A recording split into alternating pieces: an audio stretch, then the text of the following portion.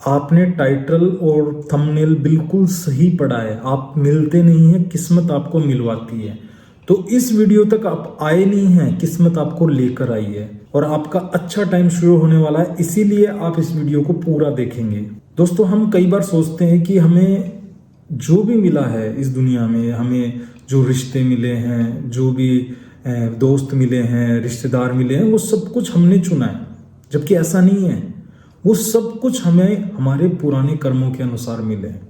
आज से 5 दिन पहले मैं एक शादी में गया था, तो मैं एक मेरे दोस्त से मिला।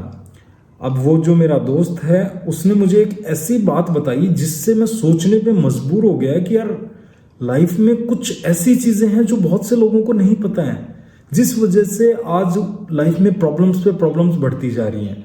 आज से 5 दिन पहले मैं मेरे एक दोस्त की शादी में गया था। अब आपको मैं बताऊं, जो मेरा दोस्त था उसकी शादी आज से 8-9 साल पहले हुई थी। उसने क्या किया था, 12th करके और पढ़ाई छोड़ दी थी और वो अपना जो भी फैमिली में जो उनका छोटा सा काम था उसमें वो लग गया था। उसकी जो शादी हुई थी वो एक इंजीनियर लड़की से हुई थी जिसने एमटेक की हुई थी। अब जिस टाइम वो सगाई करने गए थे, जिस टाइम लड़की देखने गए थे, तो उस टाइम उस लड़की को उसने कुछ बताया नहीं था कि मैं 12th पास हूँ। उसको बोला कि मैं एमए किया हुआ हूँ और मैं खुद का हमारा बिजनेस है, और वो रेंट पे रह रहे थे। अब क्या हुआ, उनकी सगाई हो गई, काफ़ी दिन तक उनकी बातचीत चलती गई, बाद में उनकी शादी हो गई। अब शादी होने के बाद में कुछ टाइम तक तो चीज़ें सही चलती गई। फिर क्या हुआ, एक दिन उस लड़की ने उससे पूछा कि आपने एमए की थी, वो कहाँ से की थी। अब उस लड़के के पास कोई डिग्री नहीं थी। अब उसने क्या हुआ, झूठ बोलने से अच्छा है उसको लड़की को सारा सच बता दिया कि मैंने कोई एमए वगैरह नहीं की, मैं एक 12th पास लड़का हूँ। अब उस टाइम वो रेंट पे रह रहे थे। अब क्या हुआ, उस लड़की को ये जानकर थोड़ा सा दुख हुआ, पर उसने कुछ नहीं बोला।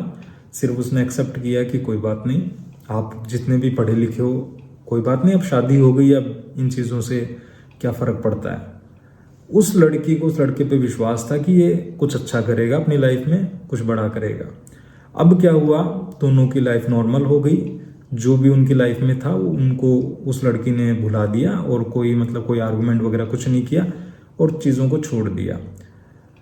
3 से 4 साल बाद में उस लड़के को कोई बहुत अच्छा काम मिला, और काम मिलने के बाद में उसके पास इतना पैसा आया, आज उस लड़के के पास खुद का बंगला है, गाड़ी है और बहुत बड़ी प्रॉपर्टी है, नौकर चाकर सब काम करते हैं।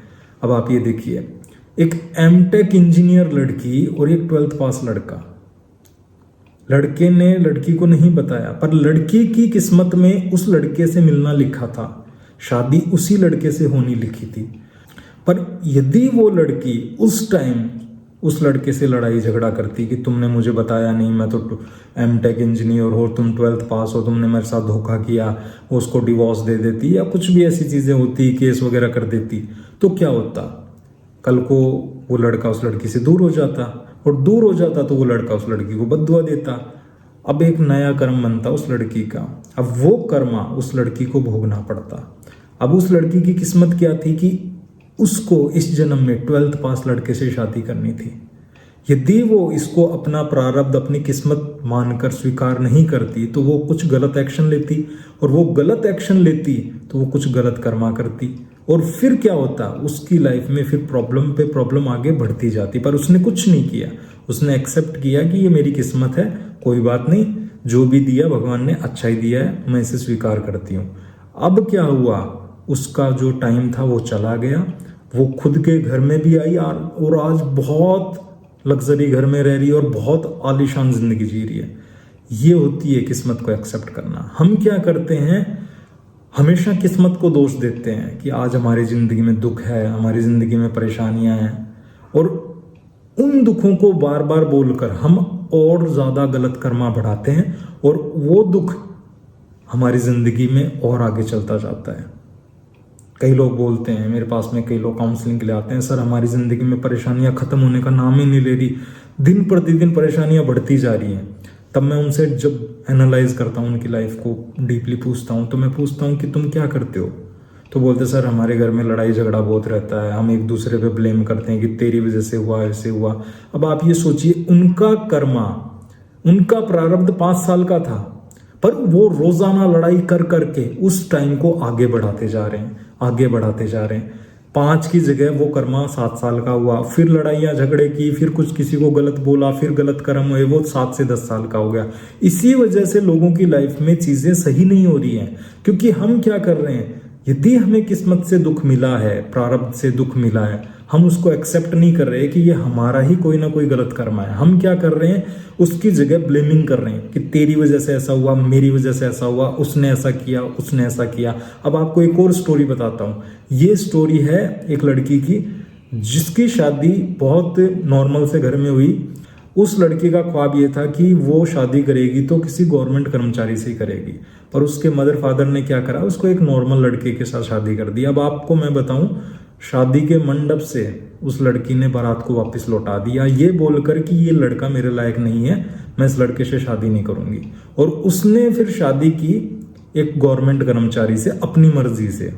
अब आप यकीन नहीं करेंगे, 3 से 4 साल बाद उसकी लाइफ में क्या हुआ, जो गवर्नमेंट कर्मचारी के साथ उसने शादी की थी वो ड्रिंक करने लग गया, जुआ खेलने लग गया और इतना ज्यादा कर्जे में दब गया। आज उसके ऊपर 70 से 80 लाख कर्जा है और वो लड़की घरों में बर्तन मांज रही है, घरों में काम कर रही है।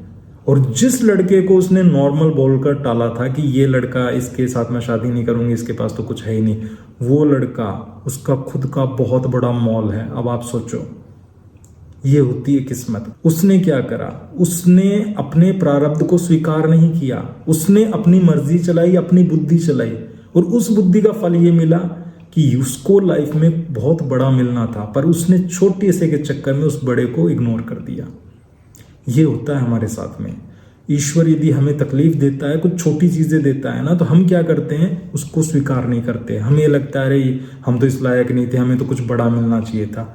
अरे मेरे भैया, जिसने छोटा दिया है वही बड़ा दे सकता है, पर हम वो चीजें स्वीकार नहीं करते। हम ये सोचते हैं हम तो बेस्ट डिजर्व करते थे, हमें ये बेटर कैसे मिला।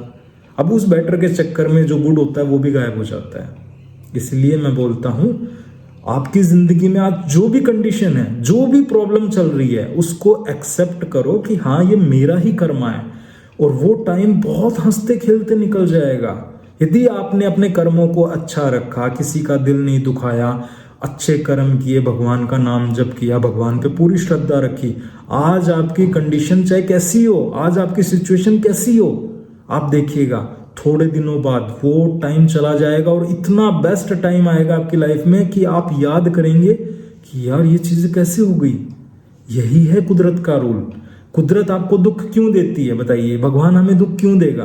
भगवान दुख इसलिए देता है कि बेटा तुझे पता चले कि तू आया किस लिए इस दुनिया में। अब हम क्या करते हैं, जैसे ही दुख आता है तुरंत भगवान के मंदिर में जाते हैं, भगवान से आस्था लगाते हैं, सुबह नाम जप करते हैं, पूजा पाठ करते हैं। क्यों?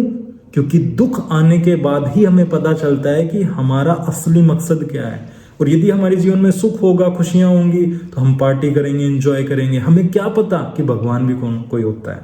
कोई याद नहीं करता सुख में भगवान को। इसीलिए जिंदगी में दुख आते हैं, क्योंकि भगवान हमें ये बताने के लिए दुख देता है कि बेटा तुम जिस मकसद से आए थे, तुम्हारा मकसद मुझे प्राप्त करना था, ना कि इस माया के जाल में फंसना था।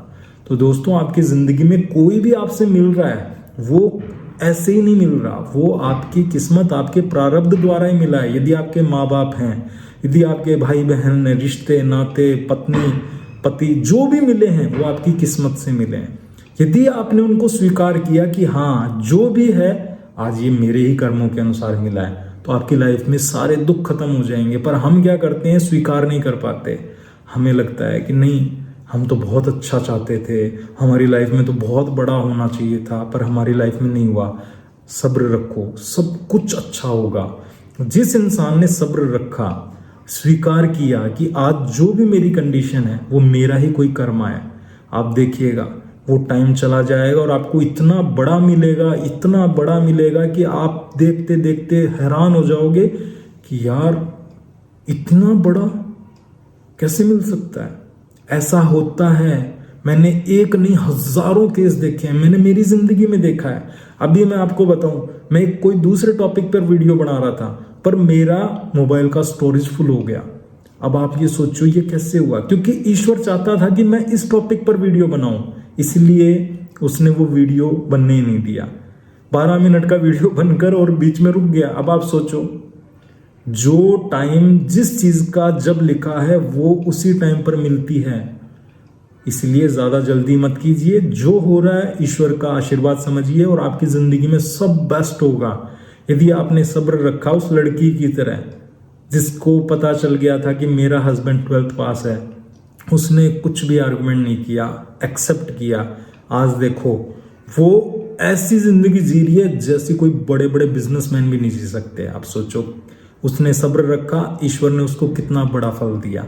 और एक लड़की जिसने जल्दबाजी की, अपने माँ बाप की बात नहीं मानी, आज वो किस संघर्ष में अपनी जिंदगी को जी रही है। तो इसलिए आपकी लाइफ में कोई भी प्रॉब्लम है परमानेंट कभी नहीं रहेगी, प्रॉब्लम हमेशा टेम्परेरी होती है। हाँ, यदि उस प्रॉब्लम को आपने हंसते हंसते झेल लिया तो बहुत जल्दी कट जाएगी, और यदि उस प्रॉब्लम को आपने रोते रोते, लड़ाई झगड़ा करते, दुख, किसी को गालियां देते, किसी को कंप्लेन करते हुए झेला, तो वो टाइम लिमिट और बढ़ जाएगी। 2 की जगह आपको 10 साल चीज को झेलना पड़ेगा। तो यदि आपकी लाइफ में दुख है तो बिल्कुल शांत हो जाइए, भगवान का नाम जप कीजिए। कब 5 साल 5 महीने में निकल जाएंगे आपको पता भी नहीं चलेगा। यदि आप भी चाहते हैं कि आप अपनी जिंदगी को बहुत बेहतरीन बनाएं, बहुत अच्छा बनाएं, ऐसे ही चीजों से आपकी जिंदगी बेहतर बनती जाए, तो आप लॉ ऑफ अट्रैक्शन का कोर्स ज्वाइन कर सकते हैं। नीचे डिस्क्रिप्शन में लिंक दिया हुआ है। और यदि आप अपने भाई को सपोर्ट करना चाहते हैं, यदि आप चाहते हैं कि आपका भाई, आपका बेटा आपके लिए ऐसी अच्छी अच्छी वीडियो बनाता रहे, तो आप मेरे चैनल को सब्सक्राइब कर सकते हैं। ये आपका ही चैनल है और आप अपने बच्चे को, अपने बेटे को, अपने भाई को सपोर्ट जरूर कीजिए। यदि वीडियो अच्छी लगी हो तो कमेंट में जरूर बताना कि आज से मेरी जिंदगी बदलने वाली है। ये जैसे ही आप लिखोगे, आप देखना, ये आपकी अफर्मेशन बन जाएगी और यूनिवर्स इसको तुरंत तथास्तु बोल देगा। यदि वीडियो अच्छा लगा हो तो वीडियो को लाइक जरूर करना, और यदि आपको लगता है कि मैं आपके लिए कोई अच्छे से टॉपिक पर वीडियो बनाऊं तो अपना टॉपिक भी नीचे लिख देना, मैं उनमें से कोई टॉपिक लेकर आपके लिए वीडियो जरूर बनाऊंगा। तो मिलते हैं नेक्स्ट वीडियो में, तब तक के लिए आपका बहुत बहुत धन्यवाद।